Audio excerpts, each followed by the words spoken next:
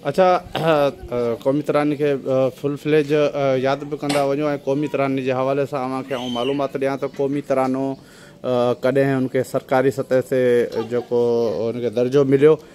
क़ौमी तराने लिखण जे लाइ टोटल जॾहिं चयो वियो तो 723 क़ौमी तराना लिखिया विया हुआ। केतिरा? 723 क़ौमी तराना लिखिया विया हुआ, जंहिं मां सिर्फ़ हिकिड़ो क़ौमी तरानो सिलेक्ट थियो, उहो इहो जेको तव्हां हींअर पढ़ियो। ऐं उनखां पोइ इहो कंहिं लिखियो? हफ़ीज़ जलंधरी ने। हाँ ठीक है, हफ़ीज़ जलंधरी। अच्छा, और इहो कॾहिं लिखाणो? इहो 9 मेंबर हुआ कमेटी जा, जंहिंखे जिन्हनि इहो क़ौमी तराने के सिलेक्ट कयो। ऐं क़ौमी तरानो जेको 24 फरवरी 1949 में लिखियो वियो। 24 फरवरी 1949 में लिखियो वियो हो। ऐं जेको इनके सरकारी सतह ते जेको दर्जो मिलियो हो, उहो 13 अगस्त 1954 में। कॾहिं? 13 अगस्त 1954 में। ऐं क़ौमी तरानो कहिड़ी ज़बान में आहे? फ़ारसी ज़बान में आहे।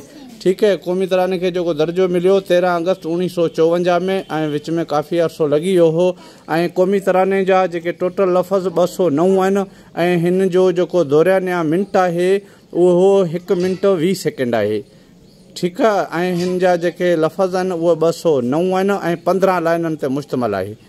क़ौमी तराने जी मुकमल ॼाण हुजणु खपे त क़ौमी तरानो कंहिं लिखियो हो ऐं कॾहिं सरकारी सतह ते इनखे दर्जो मिलियो हो। तो ज़रूरी है तो असां क़ौमी तरानो जेको पढ़ूं था, असांखे उन जी बारे में मालूमात भी हुजणु खपे। असां खाली रटो हणी पढ़ी तो छॾूं था, पर हक़ीक़त उन जी का ख़बर ना हूंदी।